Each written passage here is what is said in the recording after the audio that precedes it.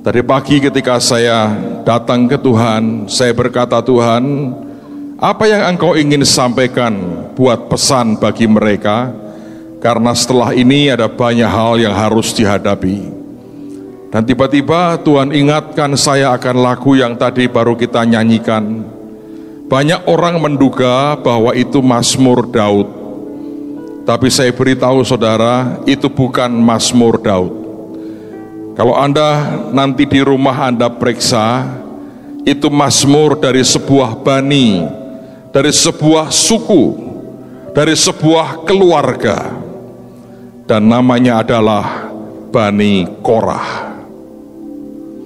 Kalau Anda mempelajari firman Tuhan, ayah daripada suku ini hidupnya berdosa di hadapan Tuhan.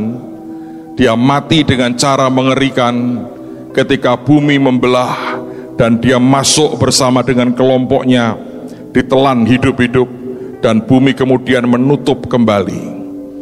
Karena Alkitab berkata, tetapi anak-anak Korah tidaklah mati, sebab mereka menolak ikut bergabung dengan pemikiran dan jalan hidup dari ayahnya. Setiap kali kita mendengar nama Korah, kita berpikir tentang orang yang dasarnya jahat. Tapi hari ini saya ingin tunjukkan kepada saudara, sebenarnya dia bukan tergolong orang yang jahat dari asalnya. Dia orang yang menurut saya, kalau Anda nanti belajar dari firman, memulai hidupnya dengan sangat baik. Memang nama Korah itu punya dua arti. Yang pertama artinya adalah es, sesuatu yang tentu kita tahu dingin dan beku sekali. Tapi nama Korah juga artinya aneh banget. Artinya depilit. Anda tahu depilit? Depilit itu gini, mencabuti bulu atau rambutnya sendiri. Dan nama Korah itu artinya mencabuti rambutnya sendiri sampai botak, saudara. Hari ini banyak orang berjuang melawan kebotakan. Ada orang yang mencabuti rambutnya sendiri sampai botak. Nah, itu Korah. Saya mau ajak kita belajar cukup banyak ayat pada malam hari ini, karena saya tahu ini pesan Tuhan. Dan saya ingin membawa Anda untuk melihat kenapa orang yang mulainya dengan sangat berapi-api membela Tuhan, ujungnya bisa binasa dengan cara yang sangat mengerikan sekali. Akhirnya kalau saya belajar, sebetulnya bukan karena dasar hatinya jahat, tapi dia tidak kenal akan Tuhan. Dia kenal Tuhan dengan kebenarannya sendiri. Dan ini jebakan bagi begitu banyak anak Tuhan. Coba buka surat Yudas, hanya ada satu pasal di sini. Surat Yudas, lihat pada ayat yang ke-11. Hanya satu pasal sebelum Wahyu ada surat Yudas, ayat yang ke-11. Alkitab berkata, celakalah mereka, karena mereka mengikuti jalan yang ditempuh Kain, dan karena mereka oleh karena upah menceburkan diri ke dalam kesesatan Bileam, dan mereka binasa, Alkitab berkata, karena kedurhakaan seperti Korah. Dalam bahasa Inggrisnya digunakan kata gainsaying, atau perkataan yang menentang, sebuah pemberontakan yang wujudnya adalah menentang dengan perkataan. Kenapa orang ini akhirnya binasa? Dan Yudas menggunakan istilah yang cukup keras, kedurhakaan seperti yang dibuat oleh Korah. Apa yang sebenarnya terjadi pada waktu itu? Nah, sekarang mari kita lihat dalam kitab Bilangan pasal yang ke-16. Cerita ini saya harap menjadi sebuah peringatan buat setiap kita, bahwa tidak harus bahwa Anda ini orang yang jahat untuk akhirnya pada ujungnya jatuh kepada kesalahan yang sama seperti Korah. Tapi saya melihat bahwa oleh karena dia tidak kenal Tuhan, lalu itu memaitkan hatinya. Bilangan pasal 16 lihat pada ayat yang pertama sampai dengan ayat yang ketiga dulu. Judulnya pemberontakan Korah, Datan, dan Abiram. Saudara, kalau Anda jeli memperhatikan, Anda mengerti bahwa ini ada sesuatu yang sedikit kontroversi atau ada sesuatu yang Anda harus dalami. Tapi maaf, TSOA selesai hari ini, besok saya tidak bisa session dengan Anda. Tapi saya mau coba bawa Anda melihat begini. Judulnya pemberontakan Korah, Datan, dan Abiram. Jadi pemimpin pemberontakannya berapa orang? 3 kan? Betul? Kita lihat ayat yang pertama. Korah bin Yishar bin Kehat bin Lewi beserta Datan dan Abiram anak-anak Eliab dan On bin Pelet, ketiganya orang Ruben, mengajak orang-orang untuk memberontak melawan Musa. Saya mau tanya, pemimpinnya berapa? Berapa? Loh. Coba kita lihat judulnya, Apalagi pemberontakan Korah, Datan, Abiram. Jadi yang mimpin berapa orang? 3. Sekarang lihat ayat yang pertama. Tadi Anda tahu yang mimpin berapa orang? Siapa bilang 3 angkat tangan? Siapa berkata lebih dari 3 angkat tangan? Berapa? 4. Tapi kenapa yang diurus cuma 3? Kalau nanti Anda baca ini sampai selesai ya di rumah ini saudara ya. Yang diurus cuma Korah, Datan, dan Abiram. Ada 1 nama yang hilang. Siapa itu? On. Kemana? Nah, itu perenungan seumur hidupmu saudara. Karena tidak ada session lagi selesai ini. Makanya saya mau berkata, belajar tidak pernah habis dan tidak pernah putus. Masalahnya orang seringkali tidak mau membaca dengan berkata, Tuhan tolong aku untuk ngerti isi hatimu. Makanya banyak orang yang kelewatan banyak hal yang ajaib dari Tuhan. Teruskan ya. Beserta 250 orang Israel, pemimpin-pemimpin umat itu, yaitu orang-orang yang dipilih oleh rapat, semuanya orang-orang yang kenamaan. Ajaib loh.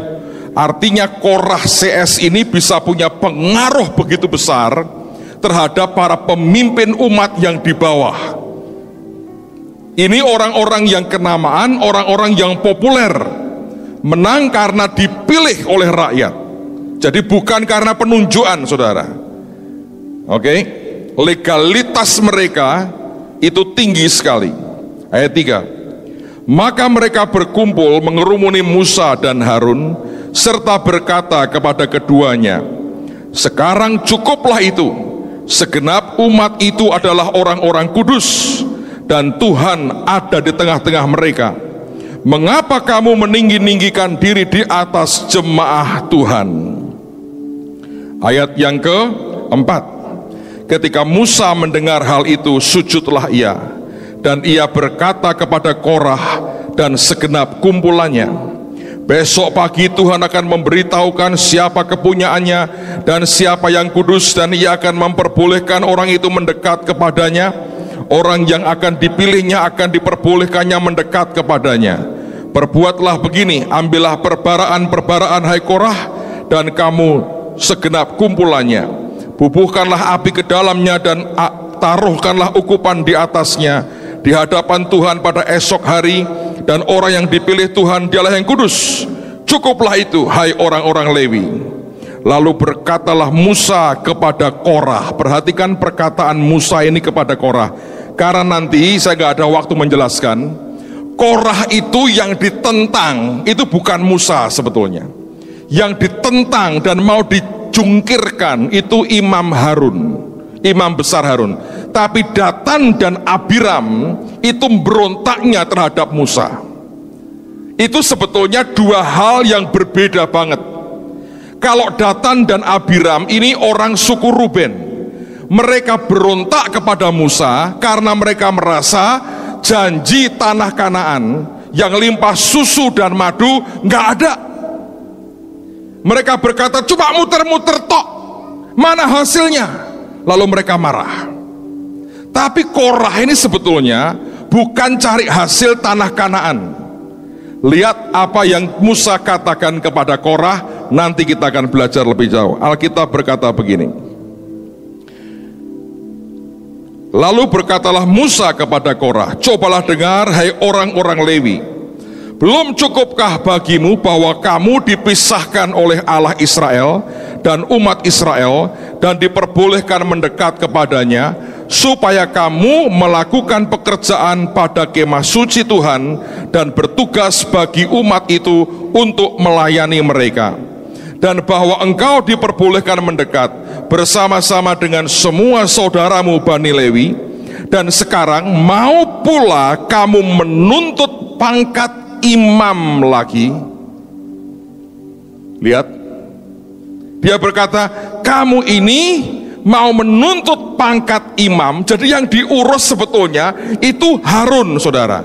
Karena Harun dan anak-anaknya lah yang memegang jabatan imam besar, dan para imam itu dikhususkan untuk Harun dan anak-anaknya.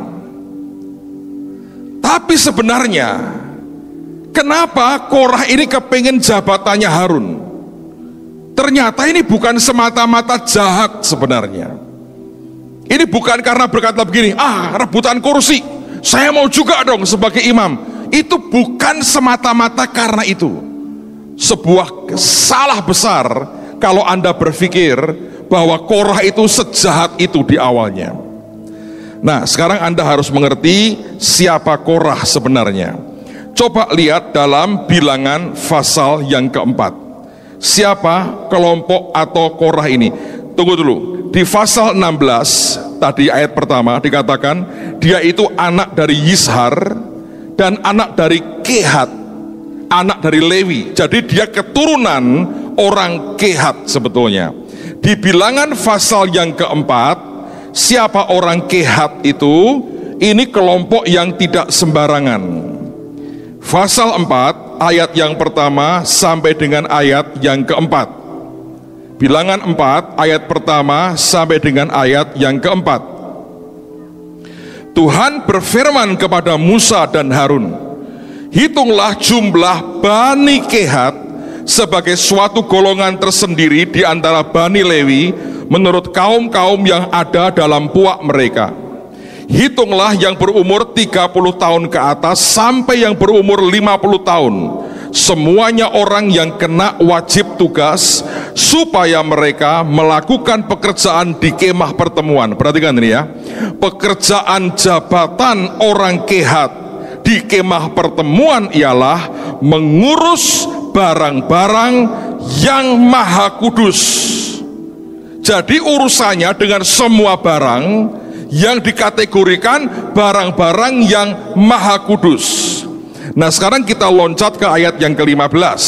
Ini cara kerjanya. Tuhan berkata begini, setelah Harun dan anak-anaknya selesai menudungi barang-barang kudus dan segala perkakas tempat kudus, pada waktu perkemahan akan berangkat, barulah orang Kehat boleh masuk ke dalam untuk mengangkat barang-barang itu. Tetapi janganlah mereka kena kepada barang-barang kudus itu, nanti mereka mati. Jadi itulah barang-barang di kemah pertemuan yang harus diangkat Bani Kehat. Jadi semua barang yang di tempat maha kudus itu yang ngangkat sebetulnya orang Lewi dari Bani Kehat. Korah ini termasuk Bani Kehat. Jadi dia ini orang yang berhak sebetulnya dengan ditudungi dulu oleh Harun dan anak-anaknya megang dan ngangkut barang-barang yang maha kudus, termasuk tabut perjanjian. Tidak heran keluar Mazmur tadi, lebih baik 1 hari di pelataranmu daripada di tempat lain, sebab ini termasuk golongan orang yang boleh masuk ke ruang maha kudus dengan tudung yang dibuat oleh Harun dan anak-anaknya. Ini bukan sembarangan loh saudara. Kita lompat sekarang ke ayat yang ke-17. Tuhan berfirman kepada Musa dan Harun, perhatikanlah supaya puak Kehat dan kaum-kaumnya jangan musnah binasa dari tengah-tengah orang Lewi. Inilah yang harus kamu lakukan bagi mereka, supaya mereka tinggal hidup dan jangan mati. Apabila mereka mendekat ke barang-barang Maha Kudus, Harun dan anak-anaknya haruslah masuk ke dalam dan menempatkan mereka masing-masing di tempat tugasnya dekat barang yang harus diangkat. Tetapi janganlah orang Kehat masuk ke dalam untuk melihat barang-barang kudus itu, walau sesaat pun nanti mereka mati. Jadi sebelum ditudungi oleh Harun dan anak-anaknya, mereka nggak boleh nyentuh. Tapi bagaimanapun ini sungguh-sungguh lapis kedua setelah Harun dan anak-anaknya. Sebab selain mereka tidak boleh lagi ada orang masuk ke ruang Maha Kudus. Itu aturan Tuhan yang buat.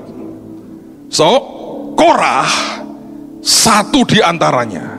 Dia termasuk orang pemimpin dari Bani Kehat yang bisa masuk keluar ke ruang kudus atau Maha Kudus pada waktu dia bertugas. Ini bukan orang sembarangan. Lalu kemudian ada peristiwa apa? Kita lihat sekarang pada Keluaran pasal yang ke-32. Ada sebuah peristiwa di sini. Dalam kitab Keluaran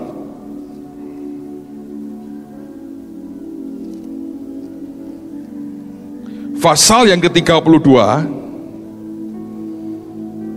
lihat mulai ayat yang pertama. Nah, ini peristiwa yang saya tahu Korah juga di dalamnya. Nanti akan lihat. Ketika bangsa itu melihat bahwa Musa mengundur-undurkan turun dari gunung itu, maka berkumpullah mereka mengerumuni Harun dan berkata kepadanya, mari buatlah untuk kami Allah yang akan berjalan di depan kami, sebab Musa ini orang yang telah memimpin kami keluar dari tanah Mesir. Kami tidak tahu apa yang telah terjadi dengan dia. Lalu berkatalah Harun kepada mereka, tanggalkanlah anting-anting emas yang ada pada telinga istrimu, anakmu laki-laki dan perempuan, dan bawalah semuanya kepadaku. Lalu seluruh bangsa itu menanggalkan anting-anting emas yang ada pada telinga mereka dan membawanya kepada Harun. Diterimanya itu dari tangan mereka, dibentuknya dengan pahat dan dibuatnyalah daripadanya anak lembu tuangan. Kemudian berkatalah mereka, hai Israel, inilah Allahmu yang telah menuntun engkau keluar dari tanah Mesir. Ketika Harun melihat itu, didirikannya lah mezbah di depan anak lembu itu. Berserulah Harun, katanya, besok hari raya bagi Tuhan. Kalau Anda perhatikan, ini kacau balau. Harun, imam besarnya, malah nuruti kemauan seperti itu. Kita lompatlah ayat 7. Berfirmanlah Tuhan kepada Musa, pergilah turunlah, sebab bangsa yang kau pimpin keluar dari Mesir telah rusak lakunya. Dan kalau Anda perhatikan ayat berikutnya, segera juga mereka menyimpang dari jalan yang kuperintahkan kepada mereka. Mereka telah membuat anak lembu tuangan dan kepadanya mereka sujud menyembah dan mempersembahkan korban sambil berkata, hai Israel, inilah Allahmu yang telah menuntun engkau keluar dari tanah Mesir. Lain kata firman Tuhan kepada Musa, telah kau lihat bangsa ini, sesungguhnya mereka adalah suatu bangsa yang tegar tengkuk dan sebagainya. Kalau Anda lihat Tuhan marah sekali. Lihat sekarang kita lompat kepada ayat yang ke-25. Ketika Musa melihat bahwa bangsa itu telah seperti kuda terlepas dari kandang, sebab Harun telah melepaskannya, sampai menjadi buah cemooh bagi lawan mereka. Maka berdirilah Musa di pintu gerbang perkemahan serta berkata, siapa yang memihak kepada Tuhan, datanglah kepadaku. Lalu berkumpullah kepadanya seluruh Bani Lewi. Bani Lewi itu termasuk Kohat dan baninya, termasuk Korah. Jadi yang ikut pertama itu Lewi, termasuk Korah. Berkatalah ia kepada mereka, beginilah firman Tuhan Allah Israel, baiklah kamu masing-masing mengikatkan pedangnya pada pinggangnya, lalu berjalanlah kian kemari melalui perkemahan itu dari pintu gerbang ke pintu gerbang, dan biarlah masing-masing, perhatikan, membunuh saudaranya dan temannya dan tetangganya. Bani Lewi melakukan seperti yang dikatakan Musa, dan pada hari itu tewaslah kira-kira 3.000 orang dari bangsa itu. Berarti Korah ini termasuk yang cabut pedang, dia bunuh tetangganya, dia bunuh saudaranya. Saudara pikir mudah membunuh temanmu dan tetanggamu tanpa kebencian apa-apa loh. Dan tiba-tiba 3.000 orang mati di tangannya. Korah itu pemimpin, saudara. Dia menurut saya orang pertama yang mengayunkan pedangnya membunuh saudaranya sendiri, sesama orang Yahudi.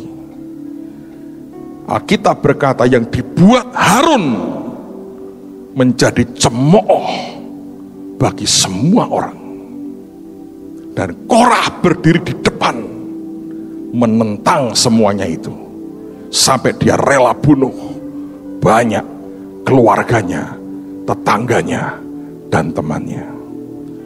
Tapi ini yang saya tahu, kalau Anda baca kisah ini, Harun tidak diapa-apain, saudara. Memang hukumannya sama dengan Musa, tidak bisa masuk Kanaan.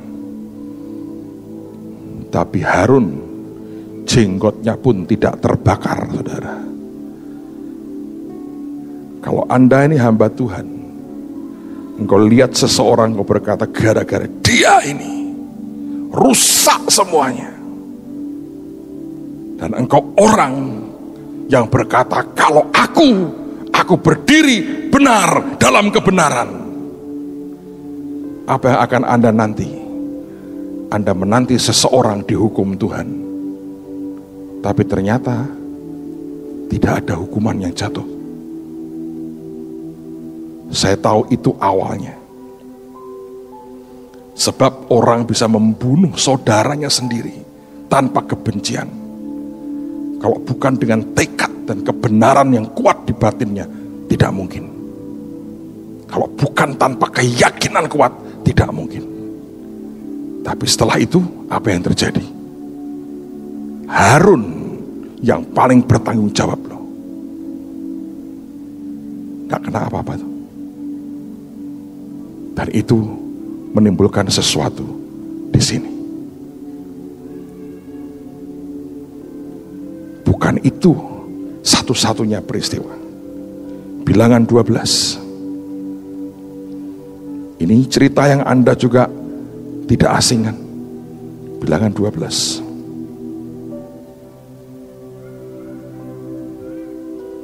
Tidak akan saya baca seluruhnya, di rumah Anda baca sendiri. Ayat pertama.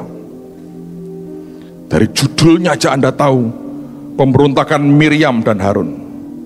Miriam serta Harun mengatai Musa berkenaan dengan perempuan Kus yang diambilnya, sebab ia memang telah mengambil seorang perempuan Kus. Kata mereka, sungguhkah Tuhan berfirman dengan perantaraan Musa saja, bukankah dengan perantaraan kita juga ia berfirman? Dan kedengaranlah hal itu kepada Tuhan.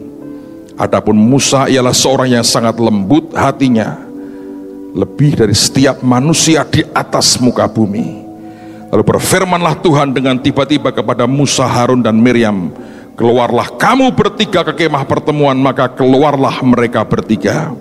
Saya lompat, lihat pada ayat yang ke-10.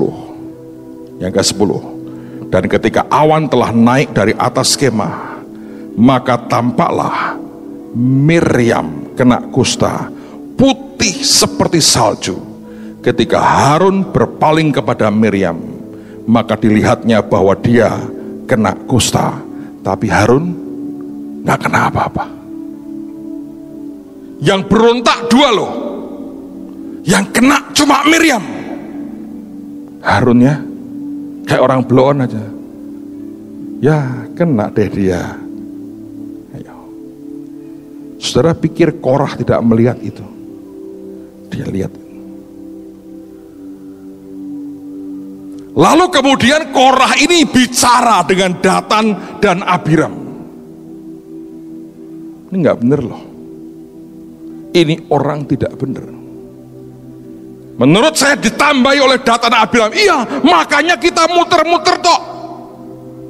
Jelas ini Bang Harun ini, Mbah Harun ini dosane gede. Salah kayak begitu.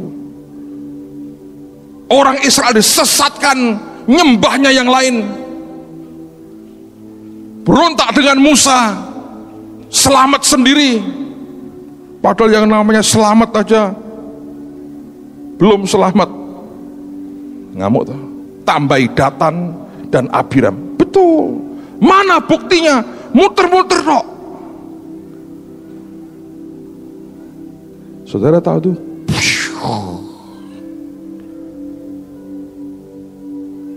Kenapa kok bisa begitu?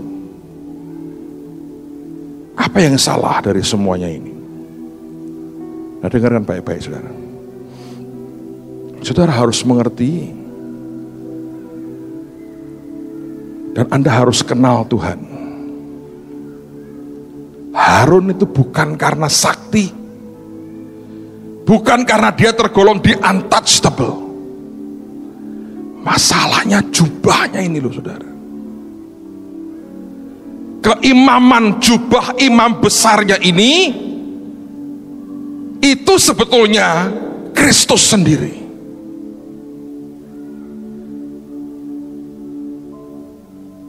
Dan itu yang tidak dimengerti oleh Korah.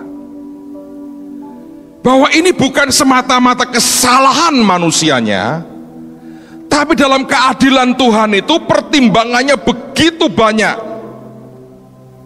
Itu hitungannya dalam alam rohani itu, dunia roh, dalam Alkitab kita ini, kalau Anda baca dengan baik, semua itu ada aturannya, ada protokolernya, ada hitungannya.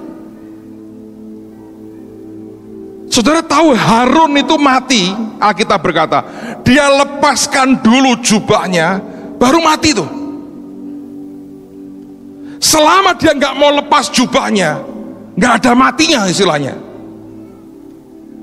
Sebab ini yang dipakai, itu sebetulnya jubah yang sebenarnya, imam besar yang sebenarnya, itu Kristus Yesus. Itu jubah yang membuat dia masuk ruang maha suci, tidak mati juga. Dan itu yang tidak pernah dimengerti oleh Korah. Loh kan Tuhan tidak adil? Jangan bicara keadilan secara pandangan manusia dengan Tuhan. Makanya saya mau memberikan nasihat kepada semua Anda. Karena setelah ini saudara akan lepas, Anda akan bertemu dengan banyak orang di luar sana. Dan mungkin Anda bertemu dengan banyak Harun. Dan saudara akan melihat, kok begini ya orang ini. Jangan pernah jadi Tuhan dalam hidup siapapun, saudara. Never. Jangan pernah jadi Tuhan atas hidup siapapun.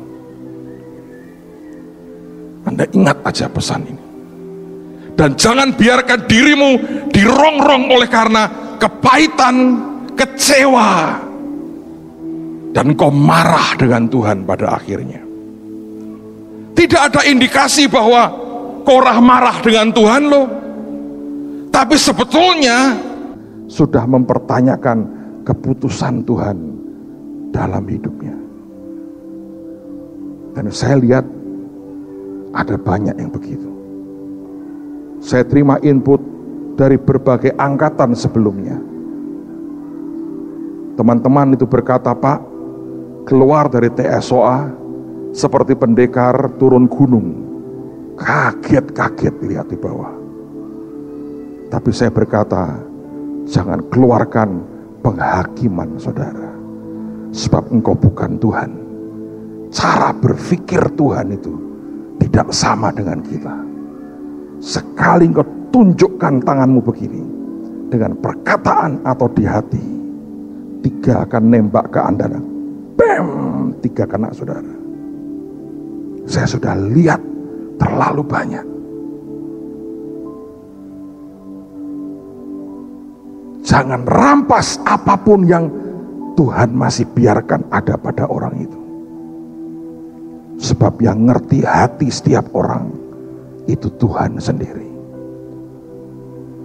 Jangan pernah jadi Tuhan. Kalau engkau ketemu dengan Harun yang engkau berkata, Pak, ini gawatnya luar biasa, tidakkah engkau percaya Tuhan sempurna pengaturannya? Tapi ini nggak bisa, Pak. Anda sudah kecewa dan marah dengan pengaturan Tuhan. Apalagi kalau engkau merasa engkau berjasa. Apalagi kalau engkau merasa engkau orang yang berdiri dalam kebenaran, orang lain tidak. Apalagi kalau engkau merasa aku punya pengaruh terhadap orang lain. Jangan pernah bermain jadi Tuhan, saudara. Engkau boleh kumpulkan semua orang kenamaan, you name it, engkau boleh daftarkan, engkau boleh kumpulkan, engkau boleh himpun seluruh dunia orang kenamaan. Tidak ada artinya buat Tuhan. Bumi dibuka sekali, habis semua. Tapi saya bersyukur anak-anak Korah tidak mati. Sebab anak-anak ini lihat di rumah itu pahitnya hati bapaknya, saya percaya. Kalau mereka lihat kemurnian hati bapaknya, mungkin akan beda. Tapi saya yakin ini anak-anaknya lihat ada sesuatu yang merongrong di dalam hati bapaknya.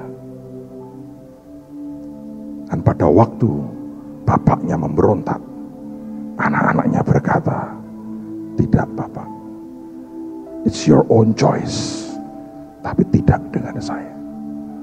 Itulah sebabnya belasan mazmur keluar dari Bani Korah. Sebab anak-anaknya mau berkata, sudahlah Pak, lebih baik di depan rumah Tuhan saja, daripada Bapak kumpul-kumpul rapat-rapat begitu, tidak pernah rapat katanya. Lebih baik 1 hari di pelataranmu daripada 1000 hari di tempat lain. Jangan pernah bermain jadi Tuhan, sebab Anda tidak pernah ngerti hitungan Tuhan. Orang fasik pun sebelum genap waktunya, Tuhan juga tidak bertindak. Apalagi anak-anaknya, dia sabarnya luar biasa. Begitu balik bertobat aja, luluh lagi hatinya. Sedang kita berbeda. Kita ini untuk luluh hati kita, beratnya luar biasa. Banyak orang menyimpan dendamnya, dibawa sampai mati, sampai hancur hidupnya. Dan apakah dengan itu menghukum orang yang Anda benci? Sama sekali tidak. Saya berdoa, dengar baik-baik, jangan cabuti rambutmu sendiri sampai botak, saudara. Kalau hari ini Anda ketemu orang marah dengan hamba Tuhan siapapun, ngomong begini, jangan cabuti rambutmu sendiri ya. Lebih baik itu rambut kamu donasikan kepada orang-orang yang butuh rambut palsu, supaya lebih berguna. Sebab setiap kali Anda marah, Anda cabuti rambutmu sendiri. Kalau Nehemia memang cabuti bulu ketek orang juga, ada ayatnya tuh. Tapi kalau ini Korah, dia cabuti bulunya sendiri. Sehebat-hebatnya saudara, mencabuti bulumu dan rambutmu sendiri, itu menyakitkan. Saya mau pesan hari ini buat setiap Anda, Korah bukan jahat, hanya tidak kenal Tuhan. Anda juga tidak jahat loh, tapi kenallah Tuhan, dan semuanya akan lebih baik. Amen, saudara. Mari berdiri sama-sama. Haleluya. Mari angkat tangan sama-sama. Thank you. Arahkan hatimu ke Tuhan.